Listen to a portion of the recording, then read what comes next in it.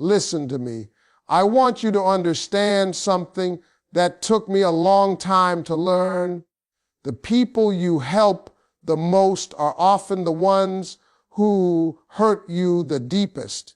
And it's not because you did something wrong. It's because your light showed them something about themselves they were trying to hide. When you help someone, really help them, you're not just giving time or money or advice. You're holding up a mirror, and not everybody likes what they see when they look in that mirror. When you help someone, truly help them, what you're really doing is exposing something inside them.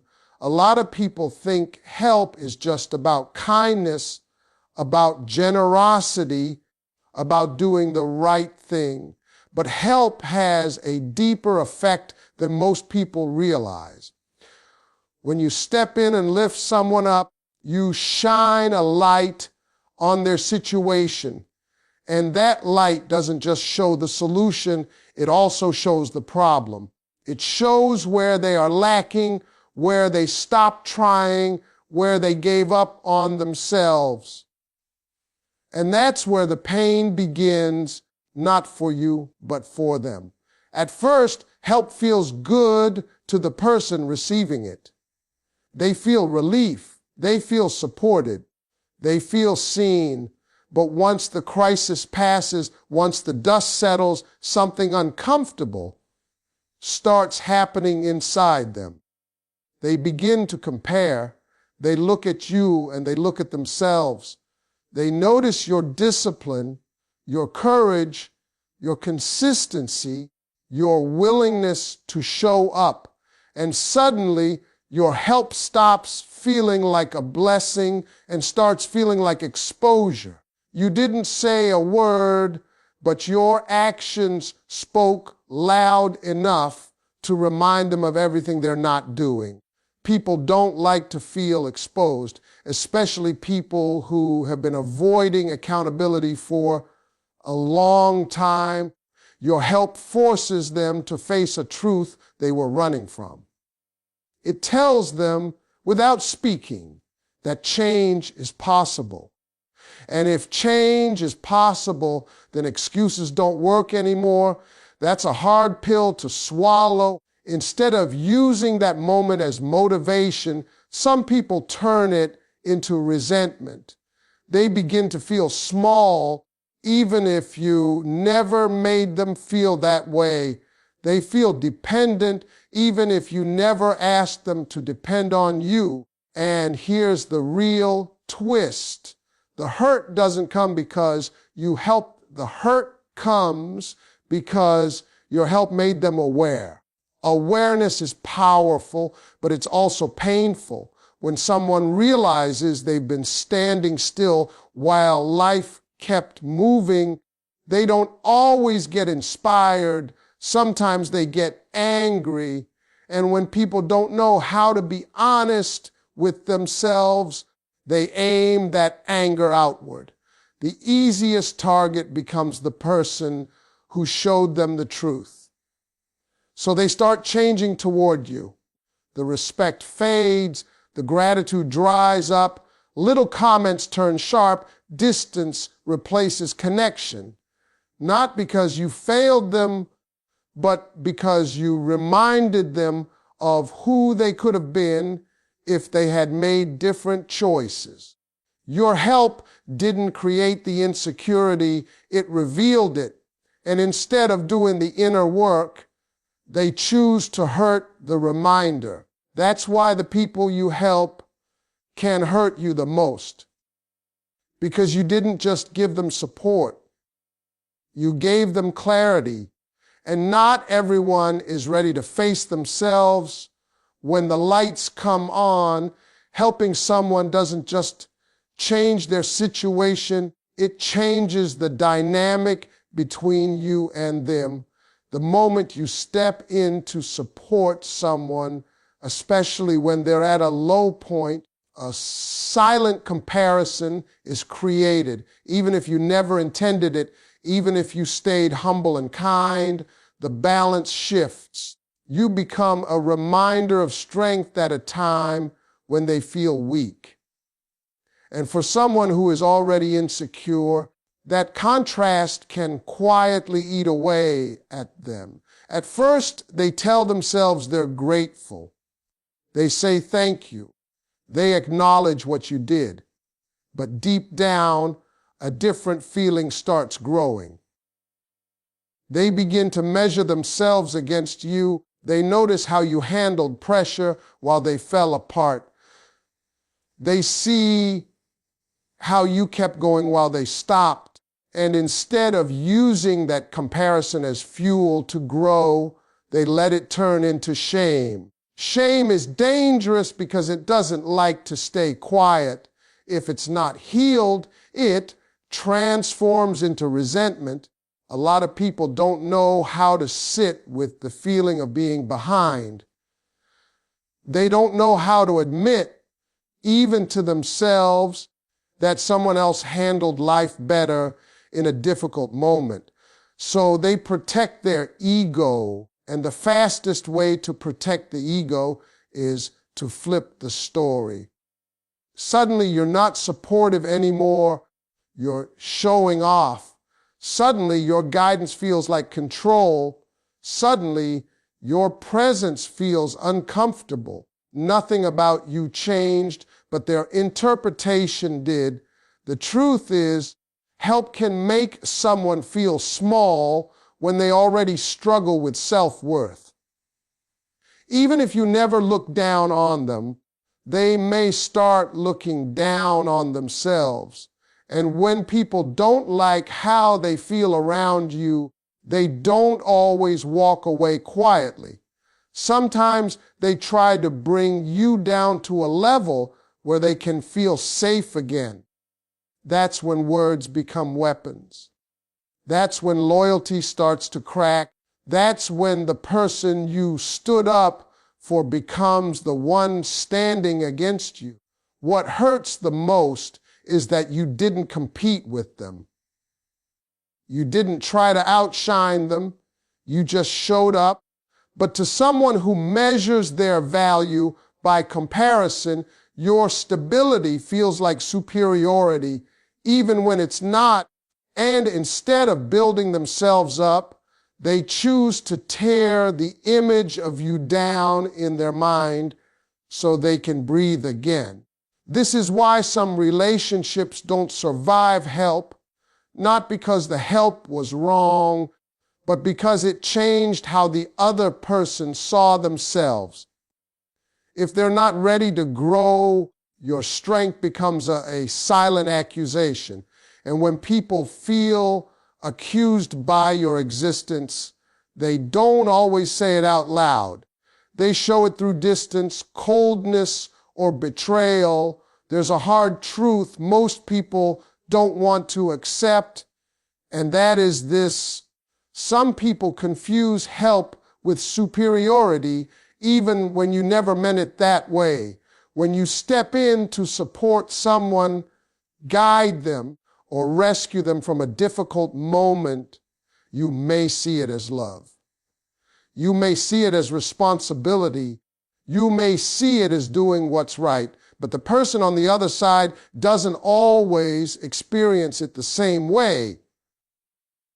Sometimes, instead of feeling supported, they feel judged by your capability and threatened by your strength. You didn't raise your voice. You didn't brag. You didn't say you were better. But your actions spoke for you. You solved problems they couldn't solve. You stayed calm when they panicked. You made decisions when they froze. And without realizing it, they started assigning meaning to that contrast. In their mind, your help stopped being kindness and started feeling like dominance. Not because you acted superior, but because they already felt inferior. A lot of people struggle with pride they don't even know they have. They want help, but they don't want to feel helped. They want results, but they don't want to acknowledge the gap between where they are and where you are. So when you step in, that gap becomes visible, and instead of saying, "Let me rise," they quietly decide, "Let me resist." Their ego starts rewriting the story to protect itself. That's when help gets twisted. Advice turns into, "You think you know everything." Support turns into, "You're controlling." Concern turns into, "You're judging me?" Nothing about your heart changed, but everything about their perception did, because to someone who is insecure, receiving help feels like standing in someone else's shadow, and shadows make people uncomfortable. What's painful is that you probably never wanted power over them. You just wanted progress for them. But when someone hasn't healed their pride, they don't separate guidance from hierarchy. They don't hear love, they hear authority, and nobody likes to feel like they're beneath someone, even if that feeling is self-created. So instead of appreciating the lift, they start pushing back.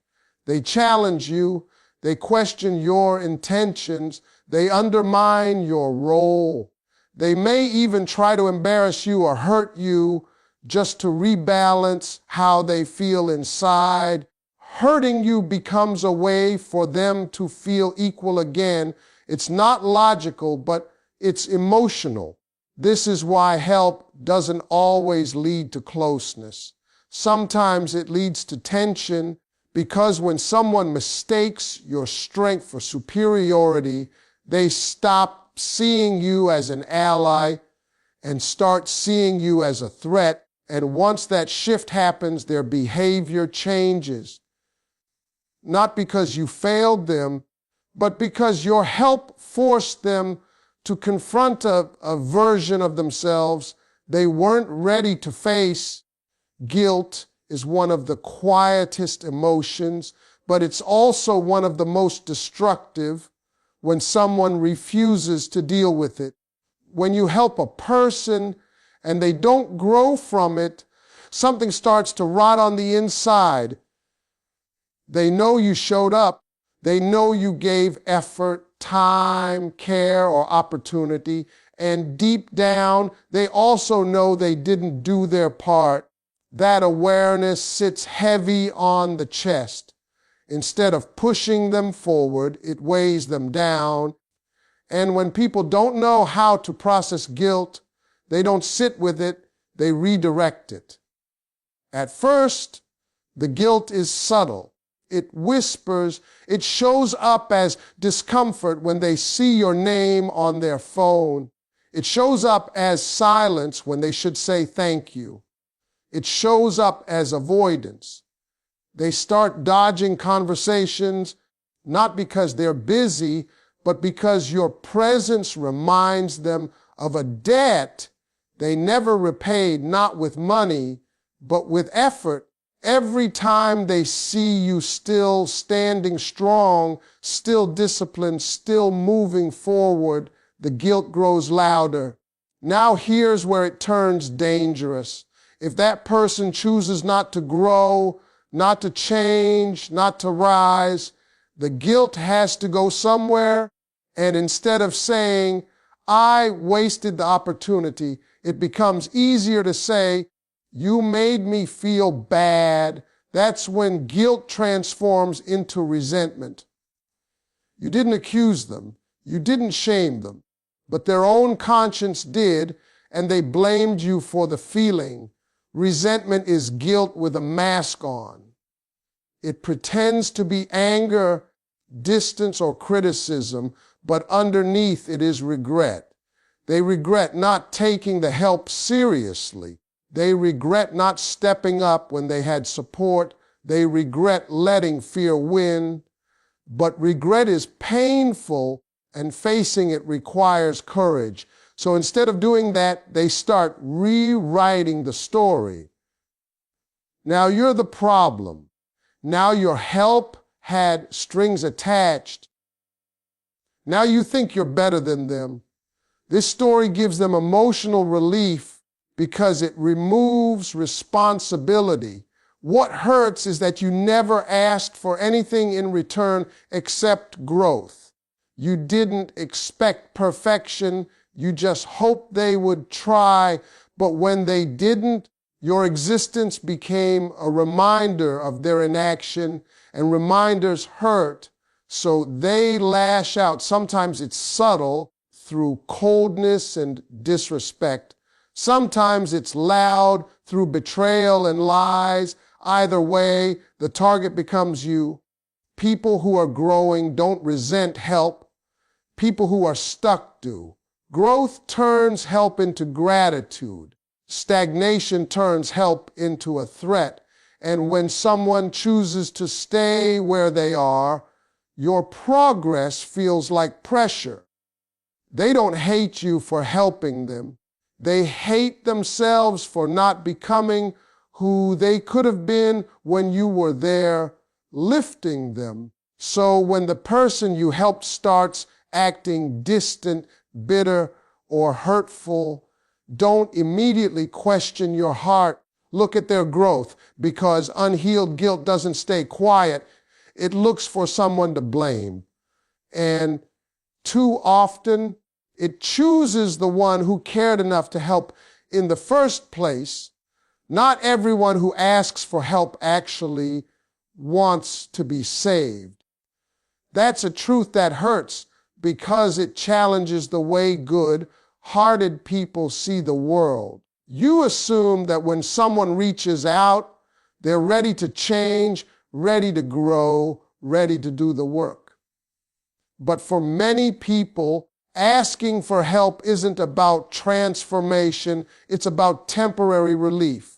They want the pain to stop, the pressure to ease, the consequences to pause, but they don't want to become a different person to make sure they don't end up there again. When you step in with real help, you bring structure, accountability, and truth.